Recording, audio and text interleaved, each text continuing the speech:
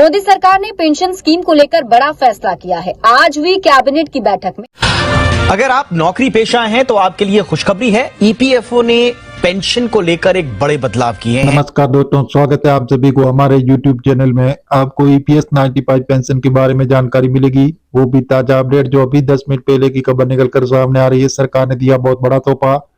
तो जी हाँ दोस्तों, बताया जा रहा है कि ईपीएफओ लाखों पेंशन के लिए रात भरी खबर। 1 जनवरी से मिलेगी ये खास सुविधा, पेंशन निकालने में होगी आसानी। और जी हाँ दोस्तों, कैसे करेगा CPPS, कैसे करेगा काम, इसके बारे में आपको विस्तार पूर्वक जानकारी बताएंगे। जैसे बताया जा रहा है कि जम्मू, श्रीनगर और करनाल क्षेत्रों में सफलतापूर्वक पूरा किया गया है, जिसके तहत 49,000 से अधिक पेंशन भोगियों को अक्टूबर महीने के लिए करोड़ों रुपए की पेंशन का वितरण किया गया। तो जी हाँ दोस्तों, इस प्रकार से अभी जो हाल फिलहाल ताजा अपडेट में बताया जा रहा है कि जो ईपीएफओ CPPS पेंशन ईपीएफओ खाता धारकों को प्राइवेट सेक्टर के कर्मचारियों के लिए रात भरी खबर है। जो कर्मचारी भविष्य निधि ईपीएफ पेंशन योजना के दायरे में आने वाले पेंशन किसी भी बैंक या किसी भी ब्रांच से अपनी पेंशन निकाल सकेंगे। ये सुविधा 1 जनवरी 2025 से लागू होगी।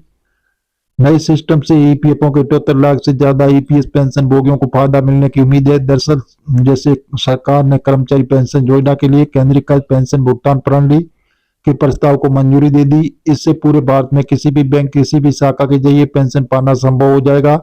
जनवरी से लागू होने वाला सेटेलाइज्ड पेंशन पेमेंट सिस्टम। और ये जी हाँ दोस्तों, जैसे श्रीनगर, करनाल इलाकों के 49,000 से अधिक ईपीएस पेंशन धारकों को लगभग 11 करोड़ रुपए पेंशन के रूप में दिए गए हैं। तो श्रम और रोजगार मंत्री मनसुख मांडविया ने ये जानकारी दी कि किस तरह मिलेगा पेंशन का लाभ। CPPS लागू होने पर पेंशन एक से दूसरे शहर में जाने या बैंक ब्रांच बदलने पर भी पेंशन पेमेंट ऑर्डर ट्रांसफर करने की जरूरत नहीं होगी। पूरे देश में किसी भी बैंक ब्रांच से पेंशन मिल सकेगी।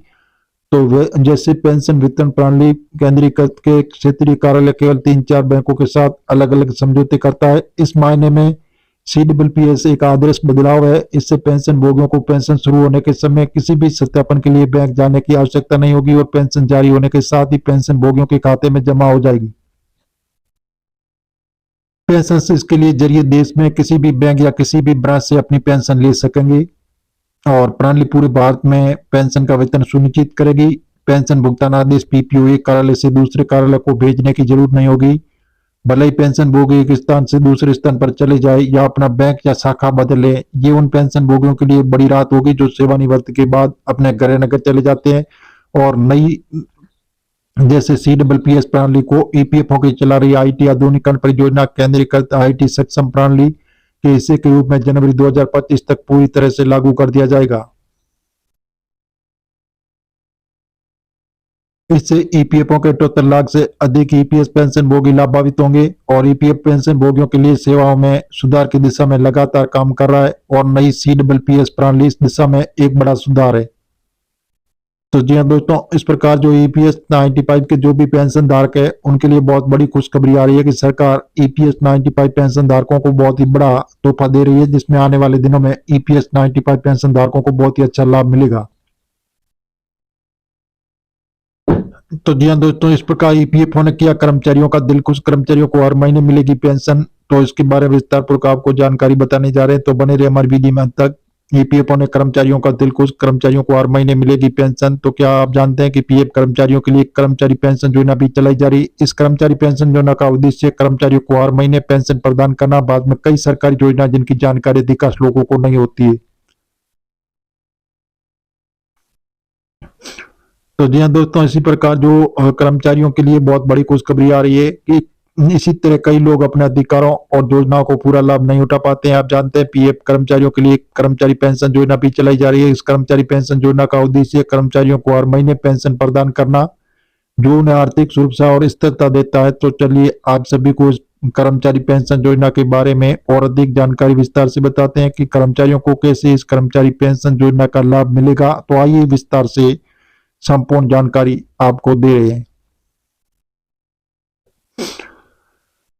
तो जी हाँ दोस्तों, जैसे ईपीएस योजना का लाभ कैसे प्राप्त करें। कर्मचारी पेंशन योजना का लाभ वही व्यक्ति उठा सकता है जिसका पीएफ कट रहा है। यदि आपका भी पीएफ कटता है तो आपको कुछ महत्वपूर्ण बातों को जानना आवश्यक है। तो पेंशन प्राप्त करने के लिए कर्मचारी को कुछ नियमों का पालन करना होगा। इस नियमों का पालन करने पर मृत्यु के बाद नॉमिनी और परिवार को उत्तराधिकारी का भी पेंशन का लाभ मिल सकता है।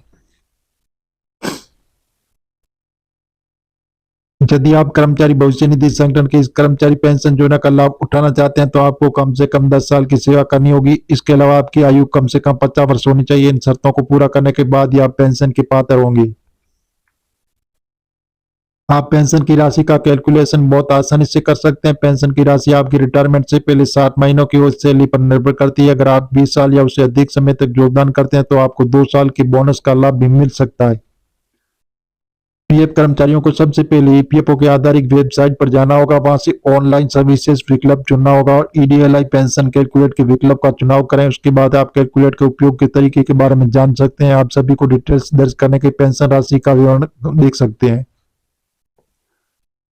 कर्मचारी पेंशन योजना के तहत पेंशन प्राप्त करने के लिए पीएफ कर्मचारियों को आवश्यक शर्तों और नियमों का पालन करना जरूरी है और इस ईपीएस योजना के कर्मचारियों को भविष्य में आर्थिक सुरक्षा मिलती है। अधिक जानकारी के लिए ईपीएफओ के जैसे आधिकारिक वेबसाइट पर जाएं और उपलब्ध सुविधाओं का लाभ उठाएं। तो जी हाँ दोस्तों, इसी प्रकार जो ईपीएस 95 के जो भी पेंशन धारक है उनके लिए बहुत बड़ी खुशखबरी आ रही है। बताया जा रहा है कि लंबे वक्त से जो मांग कर रहे ईपीएस 95 पेंशन धारक वो मांगे अब जल्दी पूरी होगी। सरकार इस पर एक बहुत बड़ा प्लान तैयार करेगी जो आने वाले दिनों में इनको लागू कर दिया जाएगा, जिससे पेंशन धारकों को बहुत बड़ी सुविधा मिलेगी। तो जी हाँ दोस्तों, जैसे बताया जा रहा है कि पहले ईपीएस 95 के पेंशनधारक किसी भी इमरजेंसी में अपने अकाउंट से निकालना चाहते थे तो केवल 50,000 रुपये ही निकाल सकते थे। इसलिए सरकार ने इसको बढ़ाकर दोगुना कर दिया। अब किसी भी इमरजेंसी में एनी टाइम आप अपने अकाउंट से 1 लाख रुपए की एक साथ निकासी आराम से कर सकते हैं। और जी हाँ दोस्तों, जैसे बताया जा रहा है कि सुप्रीम कोर्ट के आदेश अनुसार आयर पेंशन का भी लाभ दिया जाएगा। साथ में स्वास्थ्य देखभाल के लिए आपको मुफ्त मेडिकल सुविधाएं भी सरकार शामिल कराएगी।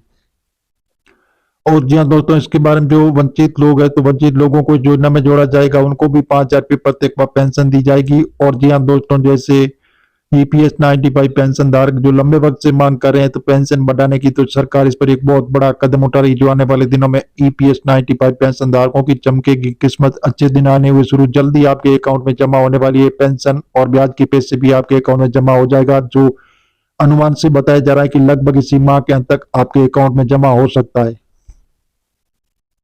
तो जी हाँ दोस्तों, हम मीडिया आधारित आपको बता रहे हैं, सरकार से अभी हाल फिलहाल ऐसी घोषणा नहीं हुई है। आप सरकारी ऑफिशियल वेबसाइट पर जाकर इसकी जानकारी ले सकते हैं और मिलेंगे नई जानकारी के साथ। नए और पहली बार तो चैनल को सब्सक्राइब कर लीजिए ताकि इसी प्रकार की नई जानकारी हम सबसे पहले आपको मिलती रहेगी।